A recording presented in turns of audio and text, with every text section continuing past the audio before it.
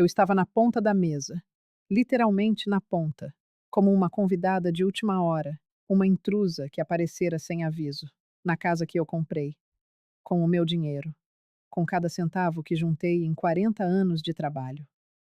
A voz de Dona Carolina ressoava pela sala de jantar, imperiosa, dando ordens à empregada que ela mesma contratara, decidindo onde cada prato deveria ficar, qual vinho seria servido, como a decoração natalina precisava de um ajuste final. Sara, minha filha, apenas concordava com a cabeça, o olhar sempre se desviando do meu, cada vez que eu tentava encontrá-lo. Ricardo, meu genro, fingia uma concentração absoluta no ecrã do telemóvel, e eu ali, na ponta da mesa, invisível. O guardanapo de linho, dobrado em um formato de cisne, repousava perfeitamente ao lado do meu prato. Lembro-me de pensar na ironia de tudo aquilo. Um cenário tão bonito, tão perfeito e planeado, enquanto por dentro eu me despedaçava. Cada risada de Dona Carolina era como um alfinete cravado no meu peito. Cada vez que Sara concordava com ela, era mais uma lasca da minha dignidade a ser arrancada. 60 dias. Fazia apenas 60 dias que eu entregara as chaves desta casa a Sara e Ricardo. 60 dias, desde que assinei a transferência de 1.400.000 reais, praticamente tudo o que eu tinha, para que eles pudessem começar a vida de casados com conforto, com espaço, com dignidade. 1.400.000 reais. 40 anos de trabalho. 40 anos a levantar-me às 5 da manhã, a economizar cada centavo. 10 anos de viuvez, a guardar a pensão do Marcos, a investir com cuidado, a recusar luxos, sempre a pensar no futuro da Sara. O Marcos ter-me-ia matado se estivesse vivo para ver isto. Lembro-me dele no hospital, naqueles últimos dias antes de o cancro o levar, a segurar a minha mão.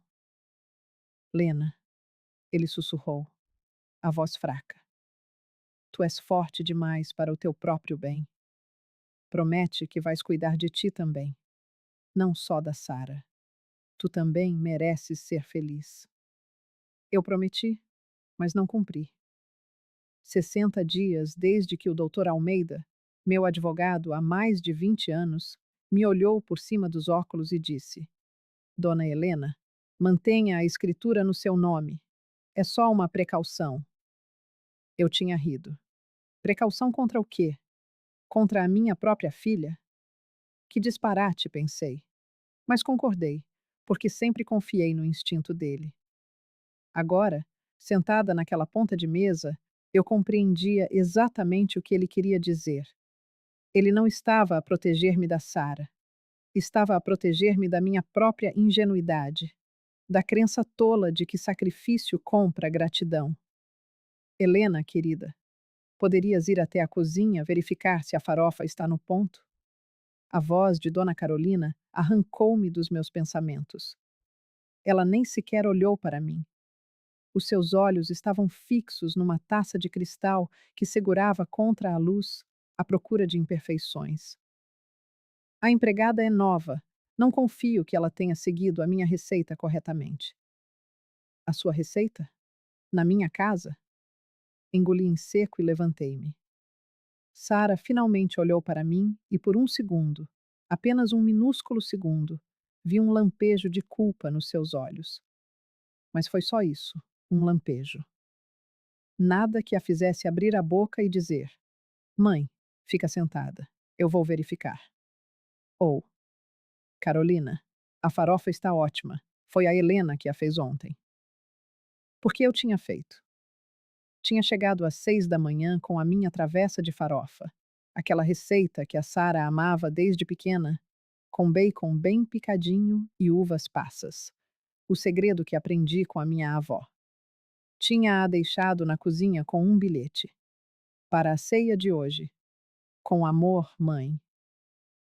Quando voltei à tarde, como Dona Carolina me pedira para fazer, para ajudar nos preparativos finais, a minha farofa já não estava lá. No seu lugar havia outra, claramente comprada numa delicatessen cara, com castanhas e frutas secas importadas. Onde está a minha farofa? Perguntei a Sara, tentando manter a voz firme.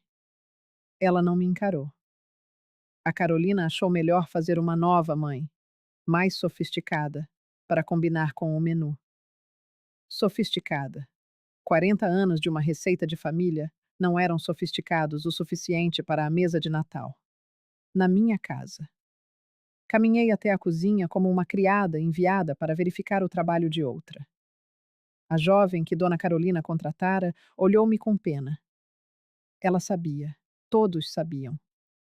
Eu era a dona da casa, mas tornara-me a ajudante não remunerada das fantasias de grandeza de outra pessoa. Está tudo certo, Dona Helena, ela murmurou baixinho, a mexer na farofa cara. Dona Carolina já provou 3 vezes. Voltei para a sala.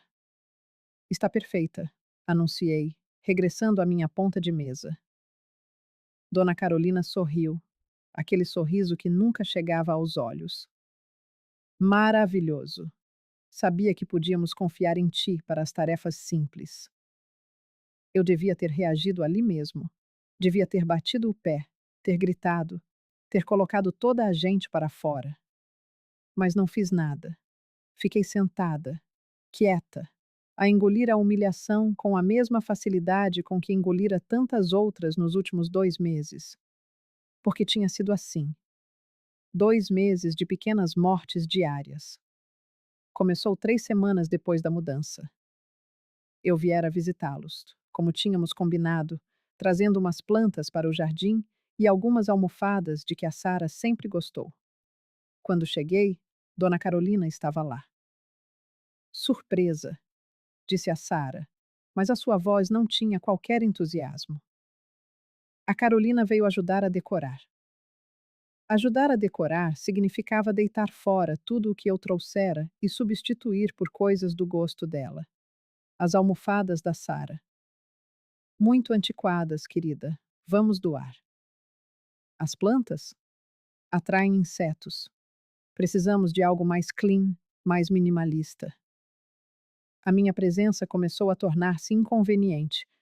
Os almoços de domingo que tínhamos combinado, aquela tradição nossa desde que a Sara era criança, foram sendo cancelados.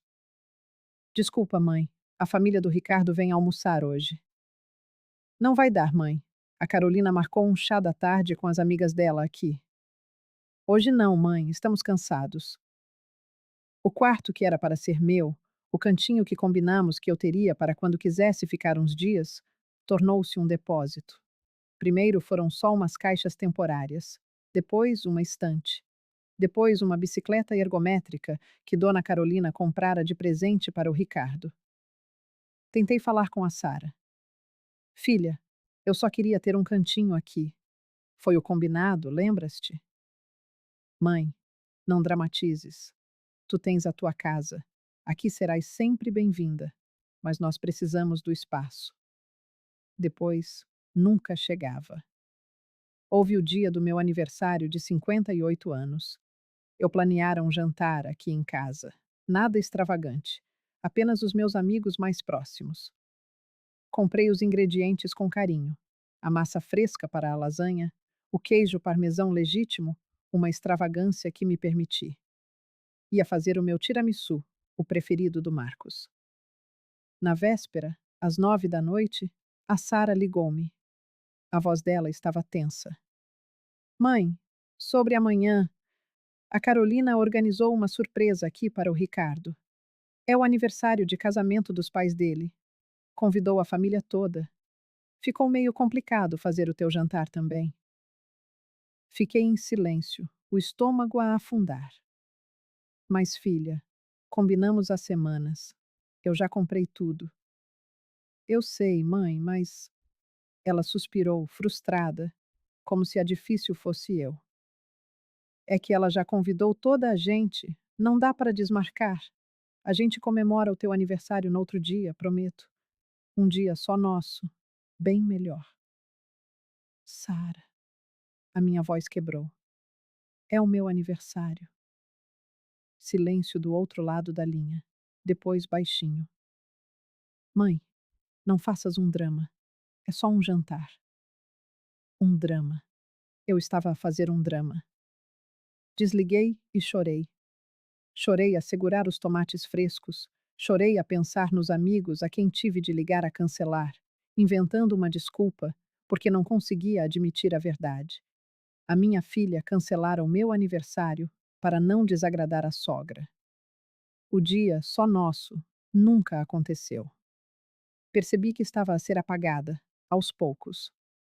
Como uma fotografia antiga deixada ao sol, as cores iam desbotando, os contornos a ficarem turvos, até que eventualmente não restaria nada. Numa tarde, no supermercado, ouvi a voz de Dona Carolina no corredor ao lado. Falava alto com uma amiga. Sabe como é, Marisa? Dizia ela. A mãe dela é simples, muito simples. Coitada.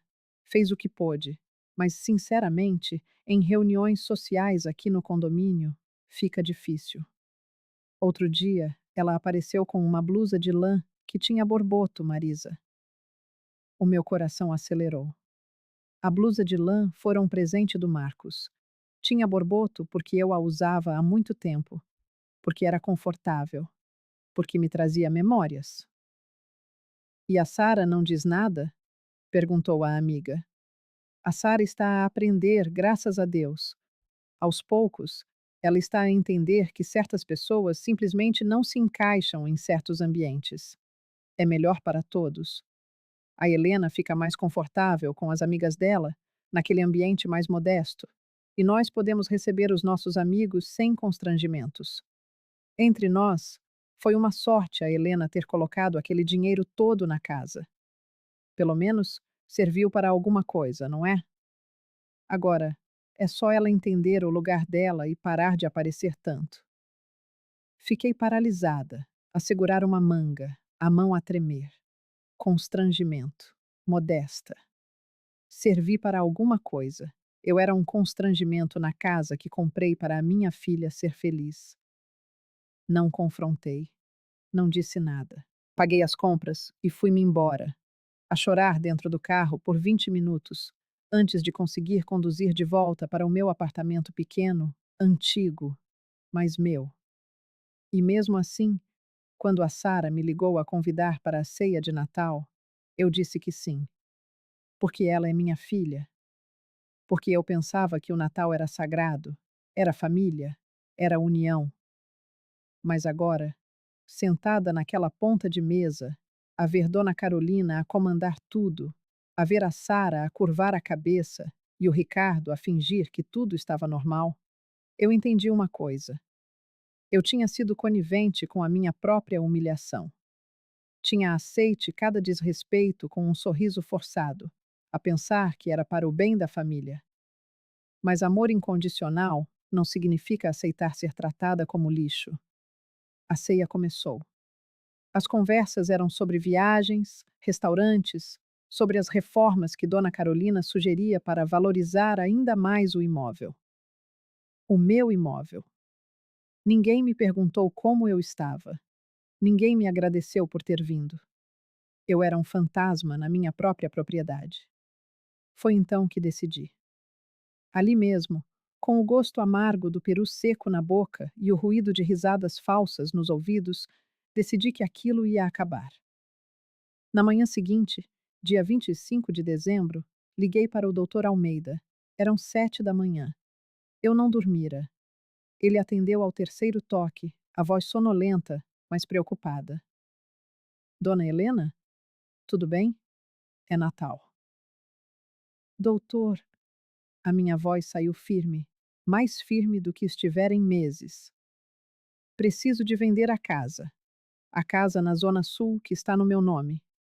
Preciso de a vender depressa e preciso que os atuais ocupantes recebam uma ordem de despejo. O senhor pode fazer isso? Silêncio do outro lado. Ouvi o respirar fundo. Depois, a sua voz tornou-se séria, profissional. Posso. Legalmente, não há problema nenhum. A casa está no seu nome, a escritura está limpa. A senhora tem todo o direito. Mas, dona Helena, ele fez uma pausa. Tenha certeza absoluta, dona Helena. É a sua filha. É Natal. Sabe como são estas coisas? No calor do momento, tomamos decisões das quais depois nos arrependemos. Doutor, a minha voz cortou-o, ainda firme. Ontem, passei o Natal sentada na ponta da mesa. Triptedie. Minha casa. A sogra da minha filha dava ordens à empregada que ela contratou. Foi ela quem escolheu o menu, a decoração, quem se sentaria onde. E a minha filha. Não disse uma única palavra em minha defesa. Nenhuma. O meu genro fingiu estar ao telemóvel o tempo todo, para não ter de me encarar. Eu levei a farofa, aquela receita de 40 anos que a Sara ama desde criança. Deitaram-na fora para fazerem outra, mais sofisticada. É precisamente por isso, doutor. Por ser Natal. Ontem, eu descobri que não tenho uma família. Tenho aproveitadores. E aproveitadores não merecem presentes de 1.400.000 reais. Ouvi-o suspirar. Um suspiro longo, pesado.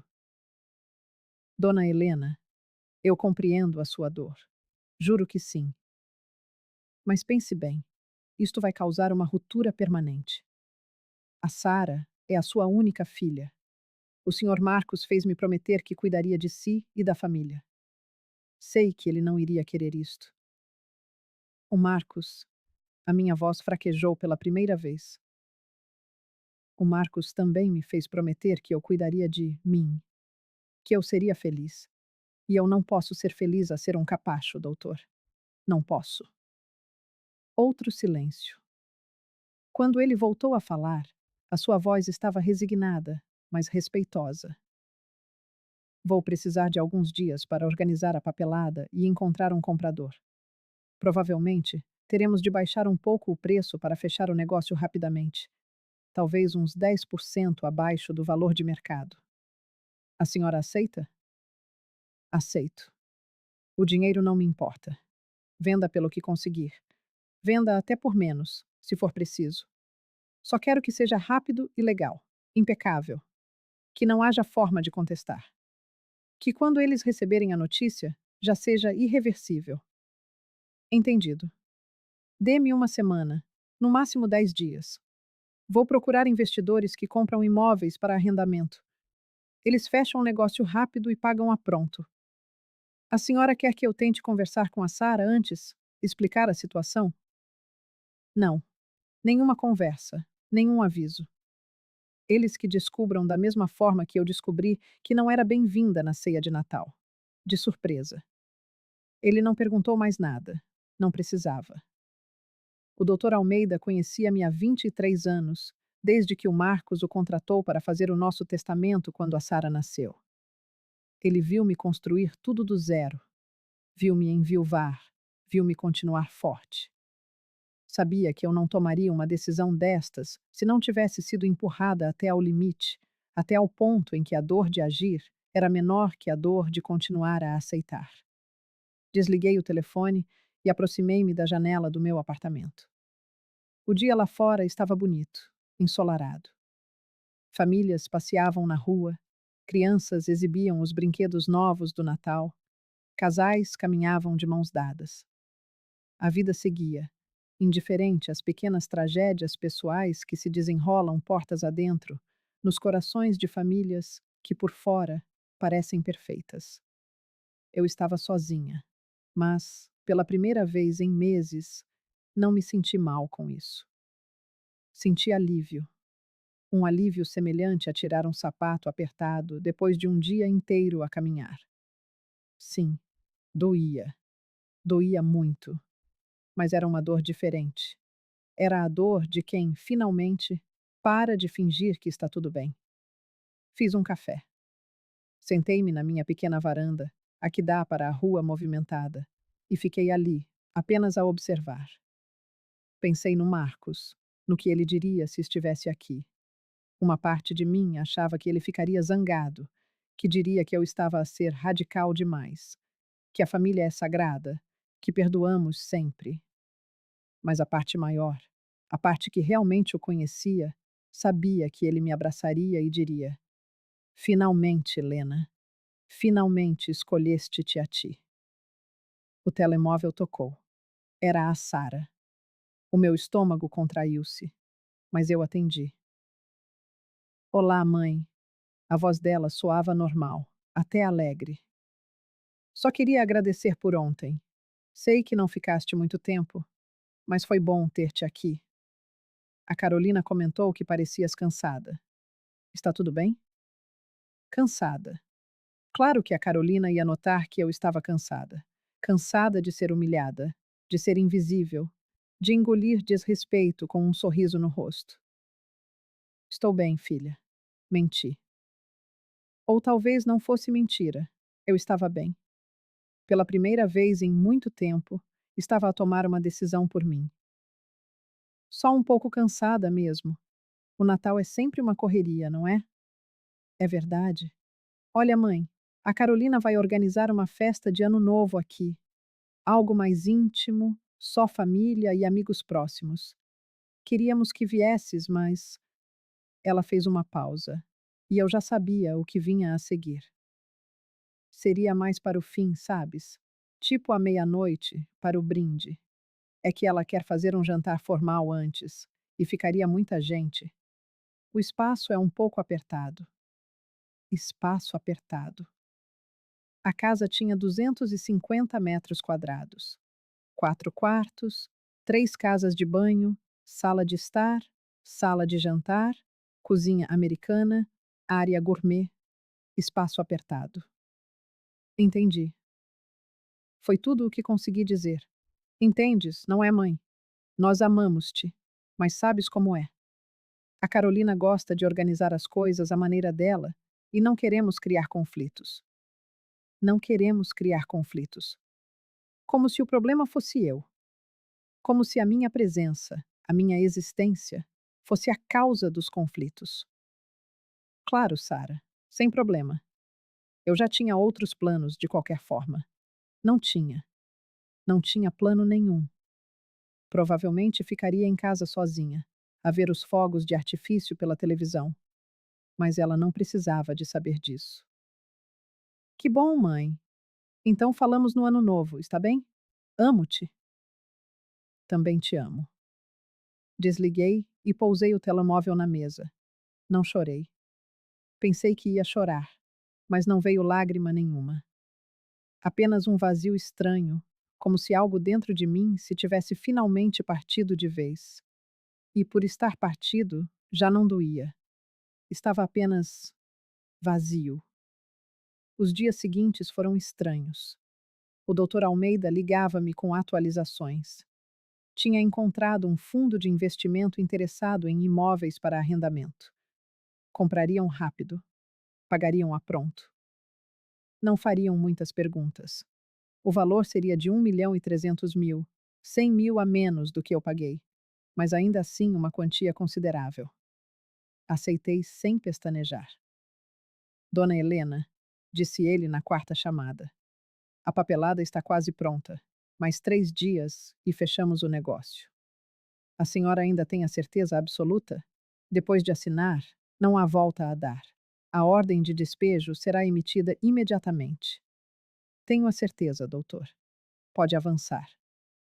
Enquanto isso, a vida continuava. A Sara enviava-me mensagens de vez em quando. Fotos da casa, da nova decoração que a dona Carolina tinha feito, do jantar que tinham dado para uns amigos. Em todas as fotos, a casa estava impecável.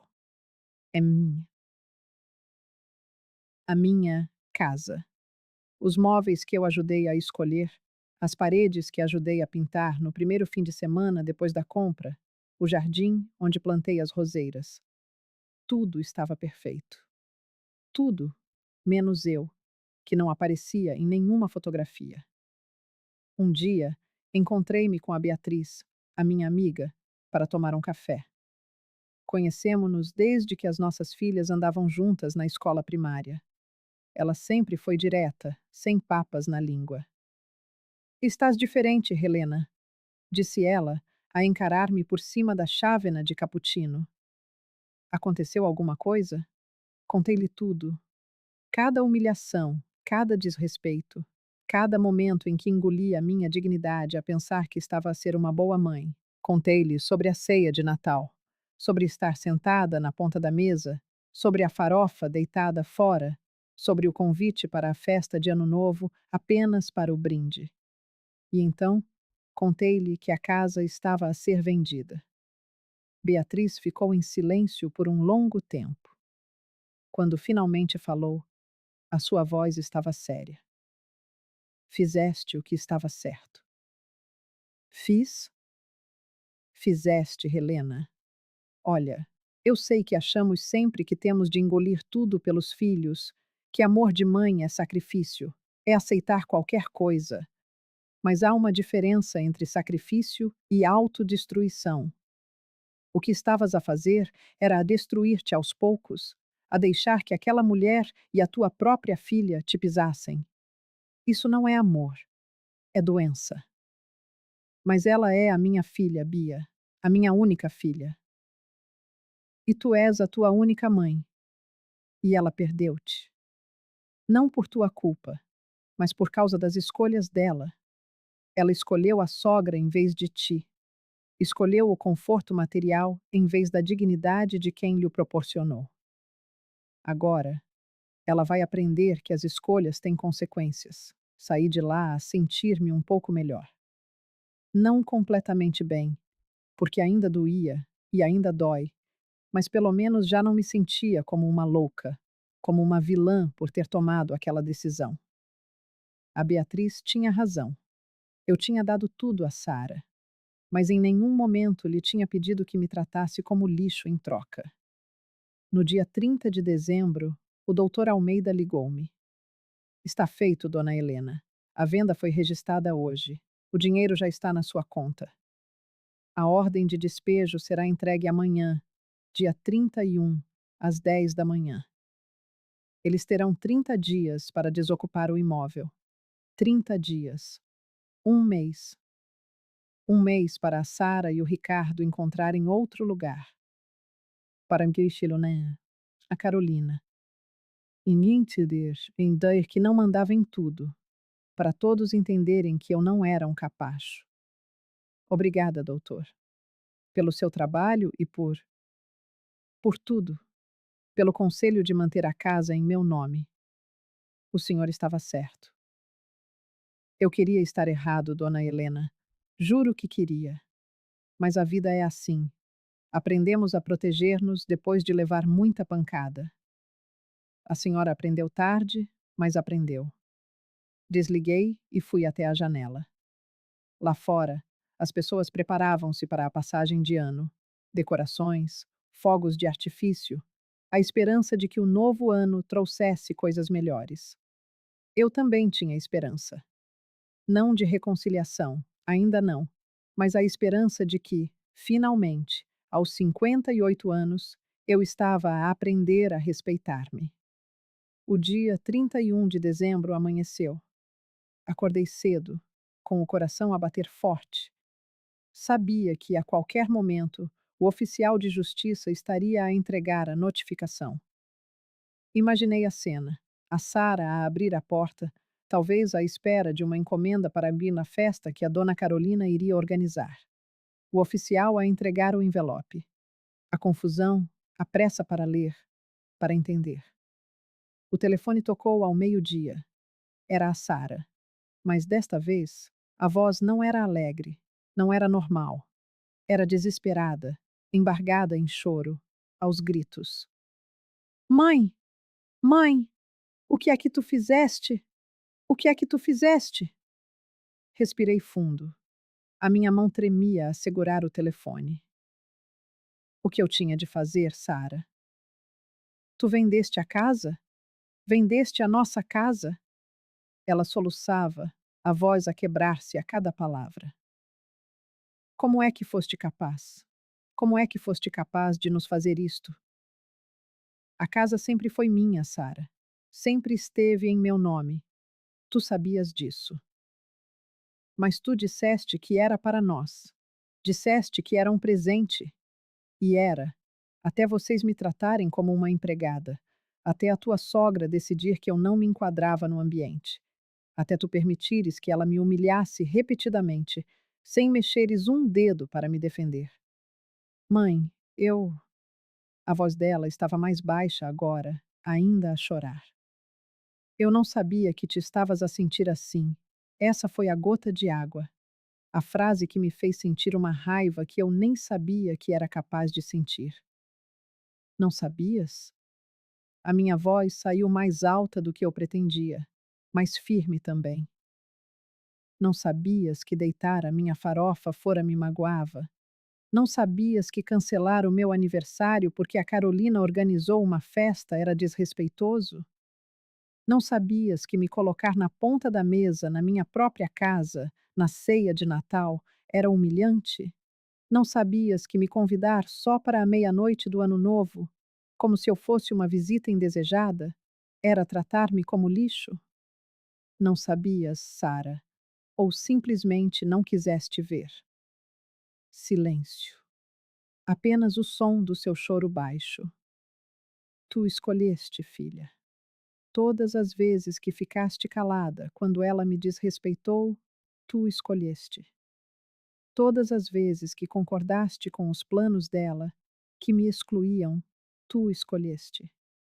Todas as vezes que deste prioridade a não criar conflito com ela, em vez de defenderes a tua mãe, tu escolheste.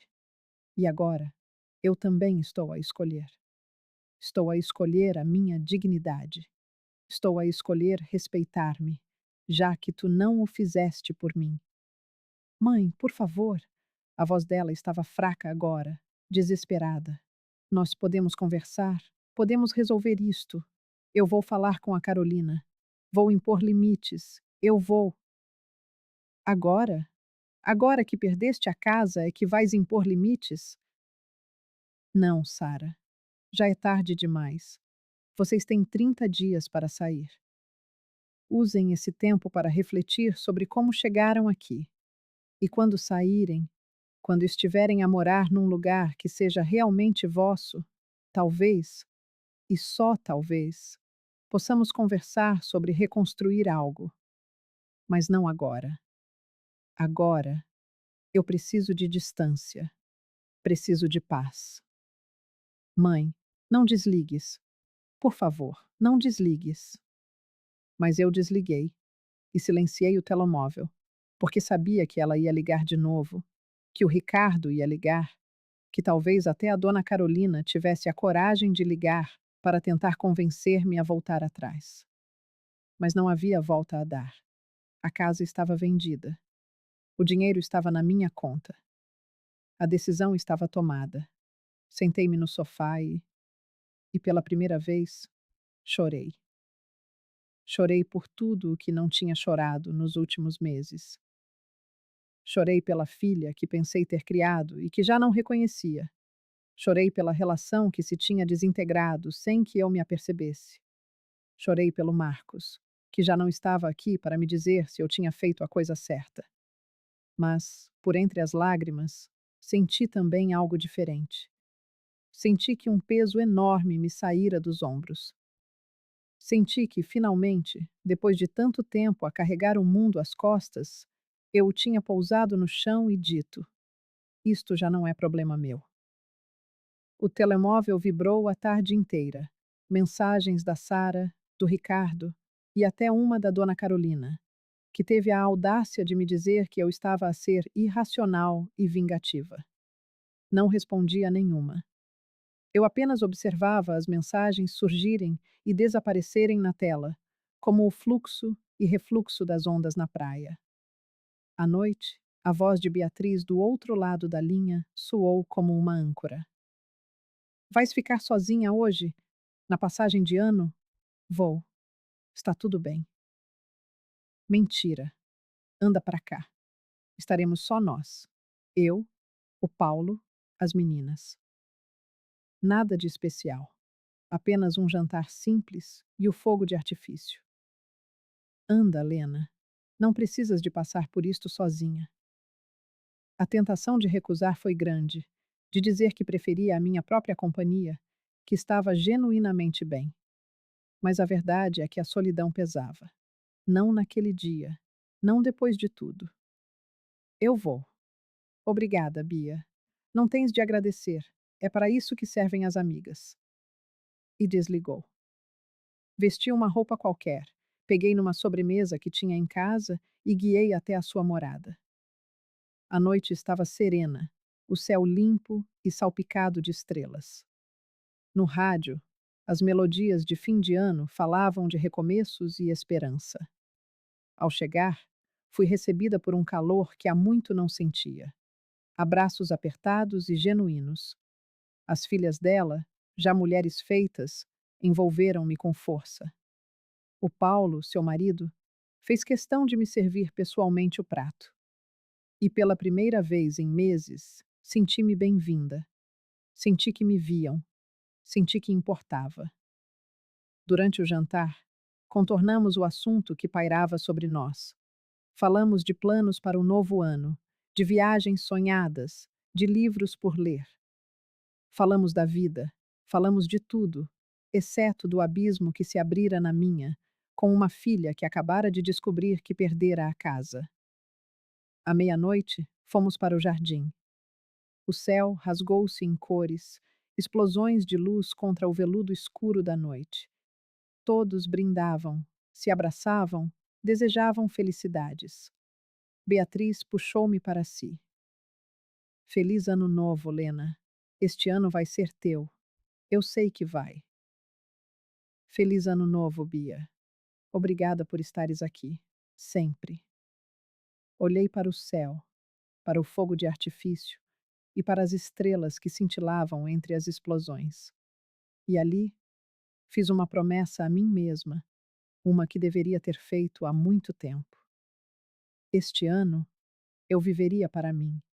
Faria as coisas que sempre quis, mas que adiei por estar demasiado ocupada a cuidar dos outros. Iria viajar, pintar, ler, conhecer pessoas novas. Iria ser a Helena outra vez. Não apenas a mãe da Sara, não apenas a viúva do Marcos, mas Helena. Uma mulher de 58 anos que, finalmente, estava a aprender que o respeito próprio não é egoísmo, mas um ato de sobrevivência. O primeiro dia do ano amanheceu claro e soalheiro. Acordei na casa da Beatriz, no quarto de hóspedes, com aquela sensação estranha de se estar num lugar que não é o nosso. Por um instante, esqueci-me de tudo, mas a memória regressou como uma maré alta. A casa vendida, o desespero de Sara, a decisão irrevogável. Não havia arrependimento. Voltei para casa à meio da manhã. O apartamento estava silencioso, arrumado, à minha espera. Liguei o telemóvel, que permanecera desligado desde a véspera. O aparelho vibrou com o peso da insistência. 37 chamadas perdidas. 23 mensagens. Eram todas da Sara, do Ricardo e de alguns números desconhecidos, que presumi serem de amigos a tentar mediar a situação. Li as mensagens. A maioria eram variações do mesmo apelo desesperado. Mãe, por favor, vamos conversar. Não nos faças isto. Podemos resolver. Foi um mal-entendido. Ricardo enviara um longo texto, dizendo que entendia a minha frustração, que teria uma conversa séria com a mãe dele, que as coisas iriam mudar. Mas uma mensagem em particular captou a minha atenção. Era de um número que não reconheci. Dizia: Dona Helena, é a Carolina. Preciso de falar com a senhora urgentemente. É sobre o bem-estar da Sara. O bem-estar da Sara. Como se cada fibra do meu ser não tivesse sido tecida em torno desse único propósito nos últimos 58 anos. Como se cada cêntimo poupado, cada sacrifício, cada noite em claro não tivesse sido pelo bem-estar dela. Bloqueei o número. Um gesto pequeno, mas de um poder imenso. Bloqueei também o do Ricardo. O da Sara. Deixei. Porque um dia, talvez, precisaríamos de conversar. Mas não agora. Agora era tempo de silêncio, de distância, de cura. Fiz um café e sentei-me com o meu caderno velho, aquele que o Marcos me dera anos atrás e cujas páginas eu nunca ousara macular, por parecer demasiado precioso.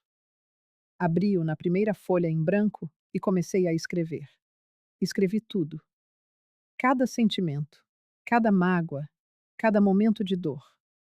Escrevi sobre a decisão de vender a casa, sobre a humilhação de me sentar àquela ponta da mesa, sentindo a minha dignidade ser espezinhada.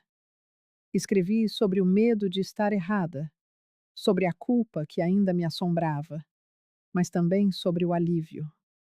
E depois, escrevi sobre os meus próprios desejos, os sonhos adiados, sobre quem eu queria ser agora que já não me definia apenas como mãe ou esposa. As horas voaram.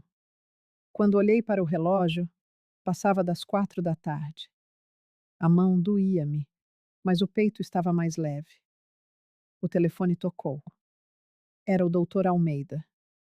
Dona Helena, feliz ano novo. Ligo só para confirmar que está tudo em ordem com a documentação. O dinheiro foi creditado na sua conta na íntegra ontem. Os novos proprietários farão a vistoria à casa no dia 5. E, bem, recebi algumas chamadas hoje. Do seu genro, da sua filha, até de uma tal Dona Carolina. Todos querem saber se há forma de reverter o negócio. E há? Tecnicamente? Não. A venda está registrada. O dinheiro mudou de mãos. Seria preciso que os novos donos concordassem em vender de volta pelo mesmo preço, o que é improvável. E mesmo que concordassem, a senhora teria de querer. Quer? Não, não quero. A resposta saiu firme, sem uma sombra de dúvida. Imaginei. Então está tudo certo. Eles têm até ao final de janeiro para desocupar o imóvel. Qualquer problema, ligue-me. Obrigada, doutor. Por tudo. Desliguei e olhei pela janela. Lá fora, a vida seguia o seu curso. Pessoas a regressar de viagens, crianças a brincar na rua, carros a passar. Tudo normal, tudo comum. Mas para mim, nada seria como antes. Eu fizera a coisa mais difícil da minha vida. Impusera um limite à minha própria filha. Dissera não, depois de uma vida inteira a ser ensinada a dizer sim. E pela primeira vez em muito tempo, estava em paz com isso. Os primeiros 15 dias de janeiro foram os mais estranhos da minha vida. Eu acordava à espera de sentir remorso, à espera que a culpa me consumisse e me fizesse correr de volta, a dizer que tudo não passara de um erro. Mas o remorso não vinha. O que vinha era uma clareza estranha, quase assustadora, como se uma venda tivesse sido finalmente arrancada dos meus olhos. Comecei a fazer pequenas coisas, coisas que para outros seriam banais, mas que para mim significavam o mundo. Um dia, acordei e decidi voltar a pintar. Tinha parado há anos, desde que o Marcos adoeceu e todo o meu tempo se tornou uma sucessão de cuidados, trabalho e preocupação. Comprei telas, tintas, pincéis novos. Passei uma tarde inteira na loja de materiais de arte, tocando em cada tubo de tinta como se fosse um tesouro. A rapariga da caixa sorriu-me. A voltar a pintar? A voltar a viver, respondi. E mesmo que ela não tenha entendido, eu entendi. E era isso que importava. Instalei um pequeno ateliê na varanda do meu apartamento. Comecei com telas abstratas, apenas cores, formas, sentimentos que não conseguia traduzir em palavras. Manchas de vermelho fúria, azuis de melancolia e um amarelo esperança que teimava em surgir. A Beatriz visitava-me quase todos os dias, às vezes, apenas para se sentar em silêncio comigo, a beber café e a olhar para as minhas pinturas. Ela entendia que eu precisava de presença, não de conversa forçada. Estás diferente, Helena, disse ela uma tarde, mais leve. Mesmo com tudo isto, Pareces mais leve. É porque deixei de carregar o peso do mundo às costas, respondi. Deixei de achar que sou responsável pela felicidade de todos, exceto pela minha. A Sara tentou ligar-me várias vezes na primeira semana. Eu não atendia, mas ouvia as mensagens de voz. A voz dela foi mudando. A princípio, era um lamento de puro desespero. Depois, transformou-se em raiva, acusando-me de egoísmo. Por fim, regressou a uma súplica mais sóbria, talvez mais madura, pedindo apenas uma conversa. Eu não respondi. Ainda não estava pronta. E percebi algo fundamental. Eu não precisava de me curar no tempo dos outros. No 10º dia de janeiro, o Ricardo apareceu à minha porta. Eram 7 da noite. Eu estava com a roupa suja de tinta, o cabelo apanhado de qualquer maneira. Quando abri a porta e o vi, o meu coração disparou. A figura que ali estava não era o genro impecável que eu conhecia, mas um homem desfeito. Magro, cansado, com olheiras profundas. Dona Helena? A voz dele saiu rouca. Por favor, dê-me 5 minutos. Só 5 minutos. Parte de mim quis fechar-lhe a porta na cara. Mas outra parte, talvez a que ainda guardava alguma esperança, deixou-o entrar. Ficamos na sala, de pé, um em frente ao outro. Eu. Eu não sabia, começou ele, a voz a falhar. Juro por Deus que não sabia o quão cruel a minha mãe estava a ser. O quão cruéis nós estávamos a ser. Pensei que eram apenas detalhes. A Sara dizia que a senhora entendia. E você acreditou? Ele engoliu em seco. Eu queria acreditar. Era mais fácil. Porque admitir a verdade obrigar-me-ia a confrontar a minha mãe. E eu. Ele passou a mão pelo rosto. Eu sempre fui um covarde com ela. Sempre fiz o que ela quis. Casei-me, estudei engenharia, vivi nesta cidade. Tudo porque era o que ela queria. E quando ela começou a controlar a nossa casa, eu deixei. Era mais fácil do que lutar. E a Sara, a sua mulher? Ela também deixou? A Sara. Ele respirou fundo. A Sara está destruída, dona Helena. Mal come, mal dorme. Ela entendeu agora. Entendeu tudo. Mas é tarde. Nós sabemos que é tarde. É, concordei, a minha voz mais firme do que esperava. É tarde. Tiveram meses para entender. Tiveram a vossa oportunidade de cada vez que deitaram fora a comida que eu levava, de cada vez que me puseram em último lugar. Tiveram inúmeras oportunidades, Ricardo. Eu sei. Lágrimas silenciosas escorriam-lhe pelo rosto. E sei que não merecemos perdão. Mas a Sara é sua filha. Ela precisa da senhora. Engraçado. A minha voz saiu gélida. Nas últimas vezes que tentei estar presente, fui tratada como uma empregada. Fui colocada na ponta da mesa no Natal. Não me pareceu que alguém precisasse de mim. Ele não tinha resposta. Ficou ali, a chorar em silêncio. Já encontraram outro lugar? Perguntei, para quebrar o silêncio. Um apartamento pequeno, longe do trabalho.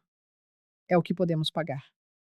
Sem a casa que a senhora nos deu, somos apenas um casal a tentar sobreviver. Exatamente como deveria ser, pensei, mas não o disse. E a sua mãe? Cortei o contato. Disse-lhe que ela destruiu a minha família. Ela não aceitou bem. Ele enxugou o rosto com a manga da camisa. Dona Helena, eu não vim pedir a casa de volta. Vim pedir que, um dia, quando estiver pronta, nos dê uma oportunidade de mostrar que mudamos. Olhei para ele longamente. Vi um homem que finalmente estava a crescer. Tarde demais, talvez. Vou pensar. Foi tudo o que disse. Mas não agora. Agora preciso de distância. Preciso de descobrir quem sou, quando não estou a ser espezinhada por quem deveria me amar. Ele acenou, derrotado. Obrigado por me ouvir. E desculpe por tudo. Depois que ele saiu, sentei-me no sofá e fiquei a olhar o vazio. Não era satisfação o que eu sentia. Era a melancolia de saber que fazer a coisa certa, por vezes, é a coisa que mais dói. Na semana seguinte, a Sara tentou vir também. Via pelo olho mágico uma figura frágil no corredor, a bater e a chamar o meu nome, o rosto inchado de tanto chorar. Mãe, por favor! Soluçava ela do outro lado da porta. Deixa-me só falar contigo. Eu preciso de pedir perdão. Fiquei ali, imóvel, com a mão na maçaneta, numa batalha travada no silêncio do meu apartamento. Mas não abri. Se o fizesse, se a visse naquele estado, toda a minha recém-conquistada fortaleza desmoronaria. Eu iria abraçá-la e perdoar tudo. E eu não estava pronta para isso. Ainda não. Mãe, eu te amo. A voz dela, do outro lado da porta, era um fio partido, embargado de choro. Eu sempre te amei. Eu só. Eu fui uma covarde. Tive medo de desagradar a Carolina, medo de perder o meu conforto, medo de ser forte. E agora eu entendi, mãe. Entendi tarde demais que perdi a única pessoa que realmente importava no mundo. Eu perdi você. Fechei os olhos com força, encostando a testa na madeira fria da porta, sentindo o peso daquela barreira que eu mesma havia erguido. As lágrimas desciam, silenciosas e quentes, mas eu não abri. Não podia. Ainda não. Passou-se talvez meia hora de súplicas e silêncios. Por fim, ouvi os seus passos se arrastando pelo corredor, o chamado distante do elevador e depois o vazio. Um silêncio que pesava mais do que qualquer palavra. E você? Teria a força de manter essa porta fechada, ouvindo o coração da sua filha se quebrar do outro lado? A mudança foi marcada para o dia 28 de janeiro. Eu não fui. Não tive estômago para presenciar o desmonte de uma vida. Enviei o Dr. Almeida como meu representante, para assegurar que a burocracia fosse cumprida. Ele me ligou ao entardecer. Está feito, dona Helena. As chaves foram entregues, o imóvel vistoriado. Tudo em ordem. Sua voz era profissional, mas carregava um tom de compaixão. E eles? Como. Como estavam? Perguntei, a voz um sussurro. Destroçados. Ele respondeu, com uma honestidade que agradeci. Sara chorou durante todo o processo. Ricardo ajudava os carregadores em silêncio, o rosto uma máscara de seriedade. A mãe dele, claro, não apareceu. Houve uma pausa. Mas Sara me pediu para lhe entregar algo. O quê? Uma carta. Posso passar no seu apartamento amanhã para deixá-la? Pode. Desliguei o telefone e me perdi na paisagem urbana do outro lado da janela. Fazia um mês. Um mês desde que eu havia escolhido a minha dignidade em detrimento da conveniência de todos. Eu não me arrependia, mas a decisão latejava em mim como uma ferida aberta. Era como arrancar um dente podre, um alívio necessário, mas cuja dor ecoa por muito tempo.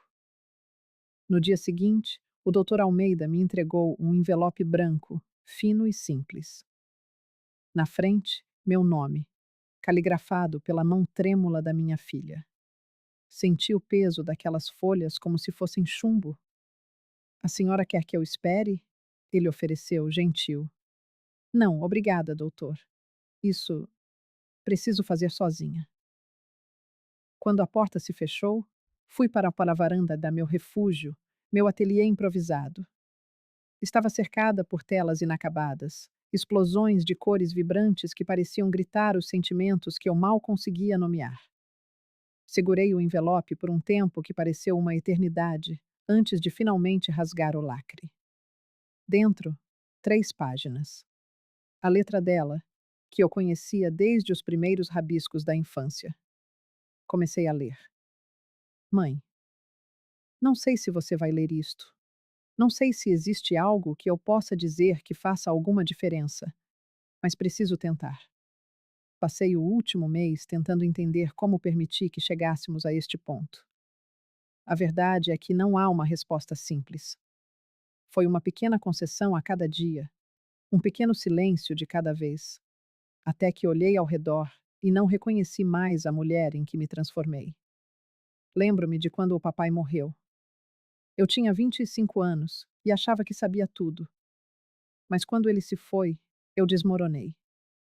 E você estava lá. Sempre esteve, segurando minha mão, me deixando chorar em seu ombro, prometendo que tudo ficaria bem, mesmo quando você também estava em pedaços. Lembro-me de cada sacrifício, das horas extras para pagar minha faculdade, do ônibus que você pegava para economizar o dinheiro do táxi. Lembro de cada vez que você comprou algo para mim, em vez de para si mesma. Eu via, mãe. Eu sempre vi. Mas na hora de retribuir, quando você mais precisou, eu falhei. Carolina, ela não é uma pessoa má, mas é controladora, e eu a deixei ser, porque era mais fácil concordar do que confrontar. Porque Ricardo não tinha coragem de enfrentar a mãe, e eu não tinha coragem de enfrentar o fato de que meu casamento tinha um problema gigante bem no meio. Cada vez que ela te desrespeitou e eu permaneci em silêncio, uma parte de mim morria. Eu sabia que era errado, sabia que você sofria, mas me acomodei, achando que seu amor incondicional aguentaria tudo. Eu estava tão errada. Aquele Natal, a cena de você na ponta da mesa. Eu vi seu rosto, mãe. Eu vi a humilhação e eu deveria ter me levantado. Deveria ter colocado você no lugar de honra e mandado Carolina para casa. Mas eu paralisei. Fui paralisada pela minha própria covardia. Perder a casa foi horrível. Mas sabe o que foi pior? Foi perceber que eu mereci. Foi olhar no espelho e ver alguém que traiu a própria mãe por conforto material. Ricardo e eu estamos num apartamento novo. É pequeno, é longe, mas pela primeira vez estamos construindo algo nosso, sem a influência do dinheiro dela. E, estranhamente, sinto-me mais limpa. Ricardo cortou relações com a mãe. Disse que ela só voltará a fazer parte de nossas vidas quando pedir desculpas. Não sei se isso acontecerá, mas foi a primeira vez que vi meu marido nos escolher. Mãe, não estou pedindo perdão. Ainda não. Perdão é algo que você dá quando está pronta, não quando eu estou desesperada. Estou apenas dizendo que entendi a lição. E doeu como nada jamais doeu. Um dia, se você permitir, eu gostaria de reconstruir nossa relação. Não como antes, mas algo novo, baseado em respeito. Algo em que eu não sou mais a filha mimada, e você não é mais a mãe que se anula. Eu te amo. Sempre amei. E vou esperar o tempo que for preciso. Vou me tornar alguém de quem você possa se orgulhar novamente. Obrigada pela lição. Foi a mais dura, mas a mais importante. Com amor e arrependimento, Sara. Terminei de ler com o rosto banhado em lágrimas, a carta amassada no meu colo. Era tudo o que eu precisava ouvir: o reconhecimento, a promessa de mudança. Mas ainda assim doía. Porque algumas fraturas, mesmo quando consolidadas, deixam uma cicatriz eterna. Guardei a carta. Não respondi. Ainda não estava pronta, mas pela primeira vez em muito tempo, senti que um dia, talvez, eu estaria. Fevereiro chegou com o calor do verão e uma estranha sensação de recomeço. Meu apartamento transformou-se. Encheu-se de telas, do cheiro de tinta e de música alta. Inscrevi-me num curso de pintura onde conheci outras mulheres como eu. Mulheres que, como eu, passaram décadas definidas por seus papéis, mãe, esposa, e que agora reaprendiam a ser apenas elas mesmas. É assustador, não é? Disse-me Marina, uma colega, enquanto pintávamos. De repente, você é só você, e nem lembra mais quem é essa pessoa. Assustador, concordei, mas também libertador. Comecei a fazer pequenas viagens de fim de semana. Fui à praia sozinha pela primeira vez na vida. Caminhei na areia, li livros sem pressa e foi maravilhoso. Em algum momento, entre uma pincelada e outra, entre uma viagem e uma risada com novas amigas, percebi que estava genuinamente feliz. Beatriz, minha amiga, notou. Você está brilhando, Lena. Estou me descobrindo aos 58 anos, respondi. Antes tarde do que nunca. Em março, 3 meses depois daquela ceia de Natal, recebi uma mensagem de Sara. Breve, respeitosa, sem pressão. Mãe, não precisa responder. Só queria dizer que eu e o Ricardo começamos terapia. Estamos trabalhando em nós. Espero que um dia você possa ver o quanto mudamos. Te amo. Li e reli a mensagem. O aperto no peito era diferente agora. Não era só dor. Era uma mistura complexa de dor e esperança. Salvei a mensagem sem responder. Mas talvez, só talvez, aquilo já fosse um começo. Os meses se passaram. Minha varanda virou um ateliê de verdade, e minhas pinturas começaram a ser expostas na Casa de Cultura do bairro. Sara continuava a mandar mensagens mensais, pequenas atualizações, sempre sem cobrar uma resposta. Eu lia todas, salvava todas. Em julho, 6 meses depois da ruptura, algo inesperado aconteceu. Eu estava na feira de rua quando esbarrei em alguém. Ao me virar, dei de cara com Ricardo. Ele estava diferente, mais saudável, o olhar menos assombrado. Dona Helena? Ele disse surpreso. Como a senhora está? Estou bem, Ricardo. E você? Bem também. Melhor. Ele hesitou. A Sara está no carro. Ela adoraria vê-la, mas eu entendo se não quiser. Meu coração disparou. Minha filha, ali, a poucos metros. Uma parte de mim queria correr, abraçá-la, esquecer tudo. Mas a parte mais forte, a Helena que eu estava construindo, sabia que não era a hora. Diga a ela que estou bem, falei, a voz firme, e que eu recebi todas as mensagens. Os olhos dele se iluminaram de esperança. Ela vai ficar feliz em saber. A senhora, a senhora acha que um dia. Eu acho que sim, interrompi, surpreendendo a mim mesma. Um dia, mas ainda não. Ele assentiu, compreensivo. Estaremos esperando, o tempo que for. Naquela noite, pela primeira vez, respondi. Esbarrei no Ricardo hoje. Ele me disse que você está bem. Fico feliz. A resposta dela foi instantânea. Mãe, você respondeu. Sim, estamos bem. Obrigada por responder. Significa o mundo para mim. Um sorriso minúsculo, o primeiro em meses ao pensar nela, tocou meus lábios. Agosto trouxe o aniversário dela. 29 anos. Mandei uma mensagem simples. Feliz aniversário, filha. Espero que seu dia seja especial. Ela me ligou. Não atendi, mas ouvi a mensagem de voz, o coração apertado.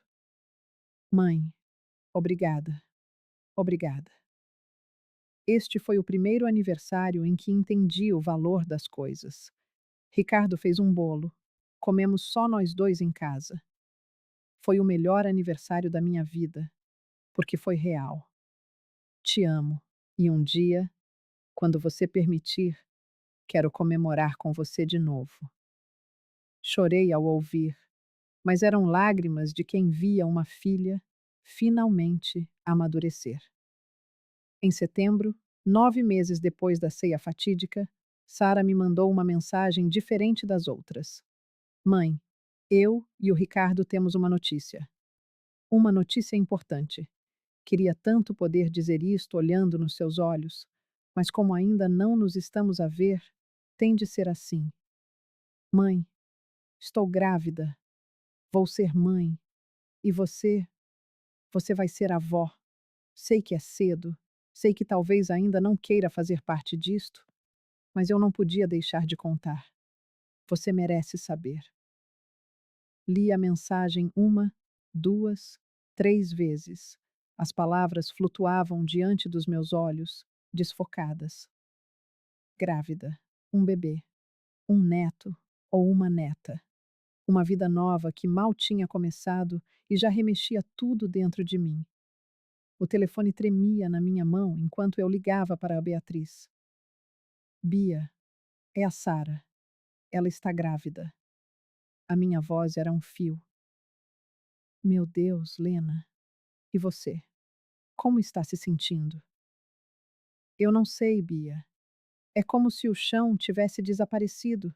Sinto alegria e pânico, tristeza e uma esperança que me assusta. Sinto tudo de uma vez só. Você quer fazer parte da vida desse bebê? A pergunta dela atingiu-me em cheio, mas a resposta brotou do fundo do coração, instantânea e feroz. Sim, sim, eu quero. Então, Lena, acho que chegou a hora de começar a reconstruir. Ela tinha razão. Eu sabia que ela tinha razão. Mas dar o primeiro passo real, o de nos encontrarmos, de termos uma conversa de verdade, era aterrador. Levei 2 semanas para reunir coragem. Foram 2 semanas suspensas no tempo, um purgatório de indecisão, onde o orgulho ferido e um amor teimoso lutavam dentro de mim.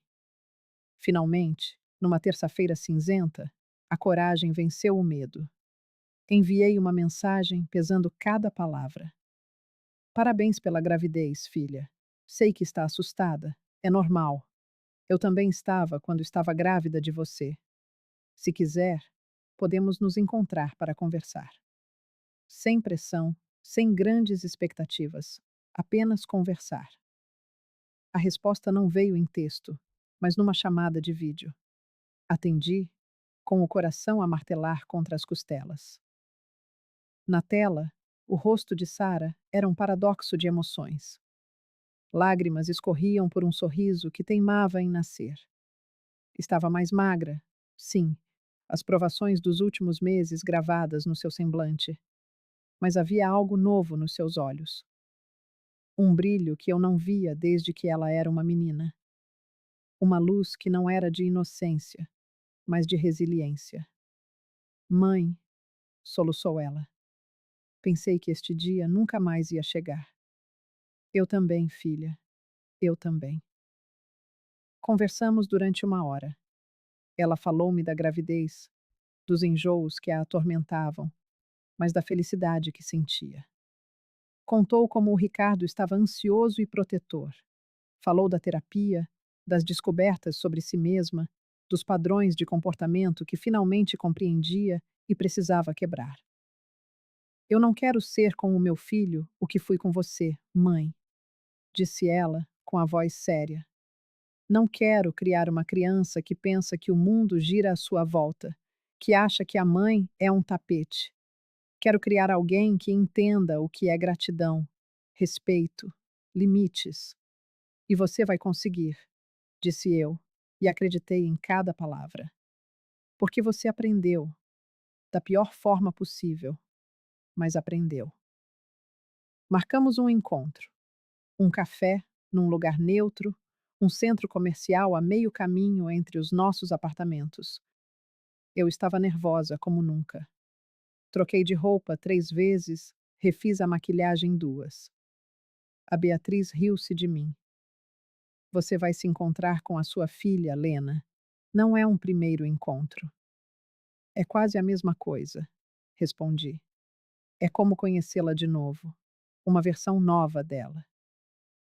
Quando cheguei, Sara já lá estava, sentada a uma mesa, as mãos mexendo nervosamente num guardanapo.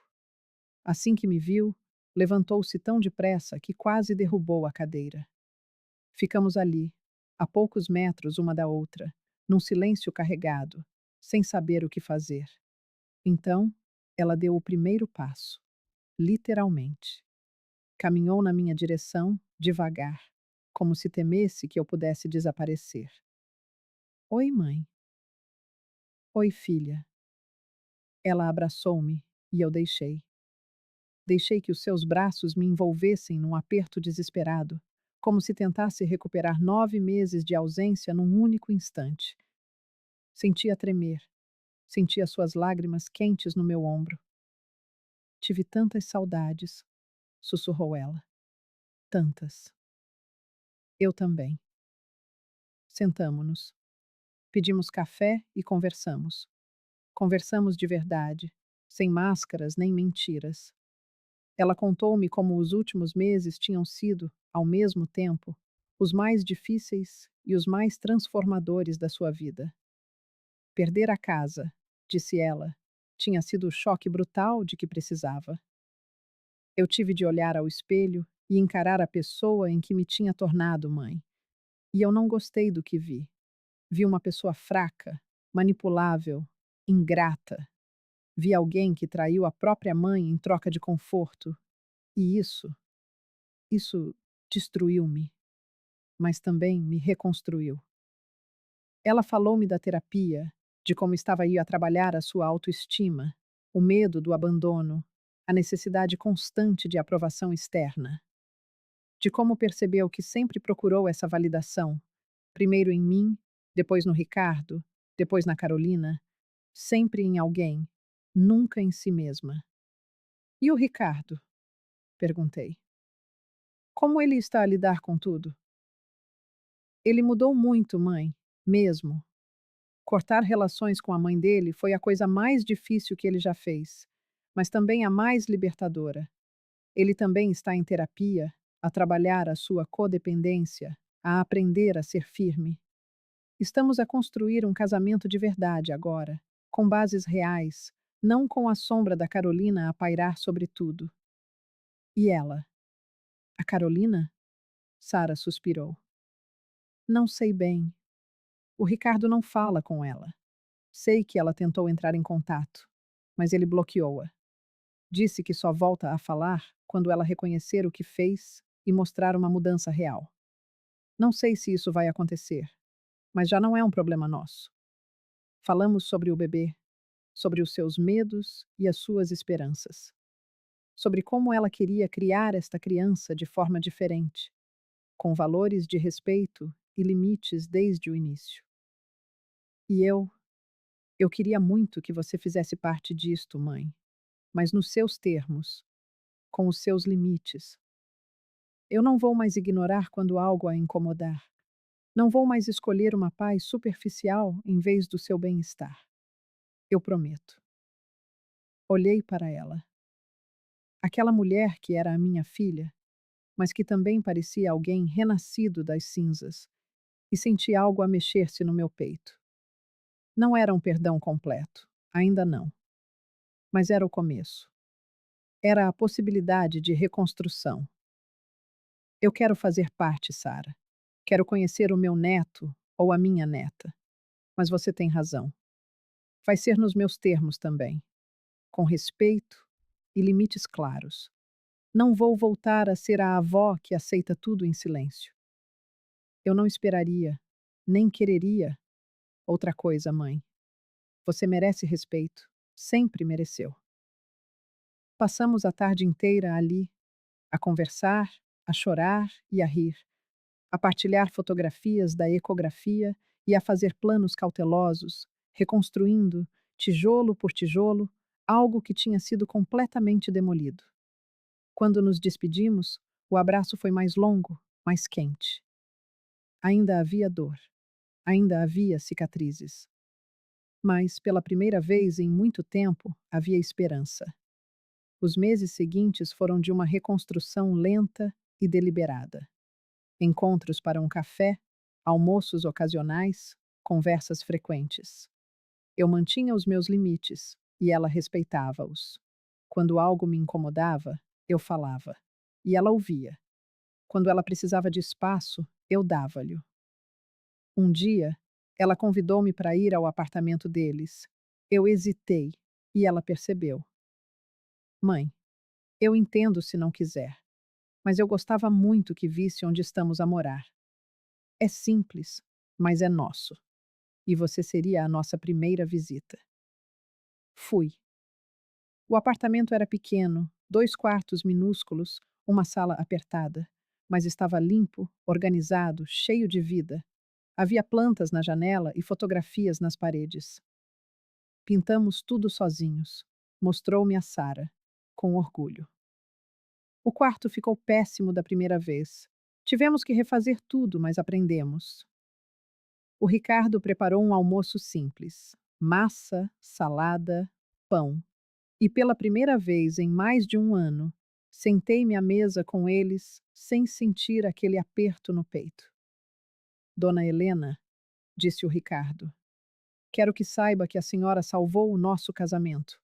Salvou-nos de nos tornarmos pessoas que não conseguiríamos respeitar. Comecei a acompanhá-la nas consultas de pré-natal. Ajudei a montar o enxoval, não com dinheiro, mas com a minha presença. Um dia, ela perguntou-me, com a voz hesitante: Mãe, você perdoou-me? Pensei antes de responder. Eu escolho, todos os dias, continuar a reconstruir isto com você. Escolho acreditar que você mudou. Isso é perdão? Talvez. Ou talvez seja algo maior. É escolher o amor, mesmo depois da dor. Ela apertou a minha mão. Era tudo o que precisava de ouvir. Era diferente do que era antes. Era melhor, mais honesto, mais real. Em dezembro, quase um ano depois daquela ceia de Natal que mudou tudo, Sara entrou em trabalho de parto. O Ricardo ligou-me às 3 da madrugada, com a voz a tremer de emoção e medo. Dona Helena, é a hora. Estamos a ir para o hospital. Cheguei meia hora depois, com o coração a bater descompassado. Fiquei na sala de espera com o Ricardo. Ele era um feixe de nervos, andando de um lado para o outro. Ela vai ficar bem, disse eu, pousando a mão no seu ombro. Ela é forte. Eu sei. É só que é assustador, sabe? Trazer uma vida a este mundo. A responsabilidade é assustador. Mas vocês vão dar conta. Vocês cresceram. Vão ser bons pais. 6 horas depois, o médico saiu, sorrindo. É uma menina. A mãe e o bebê estão ótimos. Entramos no quarto. Sara estava na cama, exausta, mas radiante, segurando um pequeno embrulho rosado nos braços. A minha neta. Mãe, disse ela, com os olhos a brilhar. Vem conhecer a sua neta. O nome dela é Helena. O meu coração parou. Helena. Ela tinha dado o meu nome à filha. Caminhei até a cama, em transe, com a visão turva pelas lágrimas. Sara colocou o bebê nos meus braços com um cuidado infinito, e eu olhei para aquele rosto minúsculo e perfeito. Aquela boca pequena, as mãos fechadas, uma vida nova, uma nova oportunidade. Olá, pequena Helena, sussurrei, com a voz embargada. A avó está aqui e vai estar sempre. Sara chorava silenciosamente. Eu queria que ela tivesse o nome de uma mulher forte, uma mulher que me ensinou sobre dignidade e amor próprio. Quero que ela cresça a saber que recebeu o nome da mulher mais corajosa que eu conheço. Eu não conseguia falar. Apenas segurei a minha neta, embalando-a suavemente, sentindo o seu peso minúsculo nos meus braços, e chorei. Chorei por tudo o que tinha perdido, por tudo o que tinha ganho, por tudo o que tinha aprendido. Obrigada, mãe, sussurrou Sara, por não desistir de mim, mesmo quando eu merecia. Eu nunca desisti de você, filha. Eu só precisei de me encontrar primeiro, para poder te encontrar de novo. Aquele Natal foi diferente. Passámo-lo em casa da Beatriz, eu, a Sara, o Ricardo e a pequena Helena. Foi simples, sem luxos, mas foi real, cheio de amor e gratidão genuínos. Sentamo-nos à mesa, todos juntos, e desta vez não havia ponta de mesa. Não havia ninguém a ser excluído. Éramos apenas uma família imperfeita, com cicatrizes ainda frescas, mas a tentar, de verdade. Quando brindamos à meia-noite, Sara ergueu a sua taça. Ao ano que passou, que nos ensinou a lição mais importante de todas, e a este novo ano, onde vamos pôr em prática tudo o que aprendemos. E a dona Helena, acrescentou Ricardo, por ter tido a coragem de nos ensinar, mesmo quando doeu. A senhora salvou-nos de nós mesmos. A Beatriz, com os olhos marejados, ergueu a sua taça. A minha amiga Helena, que me inspira todos os dias. Você é a prova de que nunca é tarde para recomeçar. Olhei em volta. Para a minha filha, que finalmente tinha amadurecido. Para o meu genro, que tinha encontrado a sua própria voz. Para a minha neta, a dormir tranquilamente, uma página em branco onde iríamos escrever uma história diferente. Para a Beatriz, que esteve comigo em cada momento. E por fim, olhei para dentro de mim, para a mulher que há 12 meses tinha tomado a decisão mais difícil da sua vida. Para a mulher que se tinha sentado naquela ponta de mesa e finalmente dissera: basta. Essa Helena, que emergiu das cinzas, era alguém que eu finalmente conseguia respeitar. Alguém que pintava, viajava, ria, vivia. Alguém completa. Não me arrependi, nem por um segundo, porque aquela decisão salvou-nos a todos.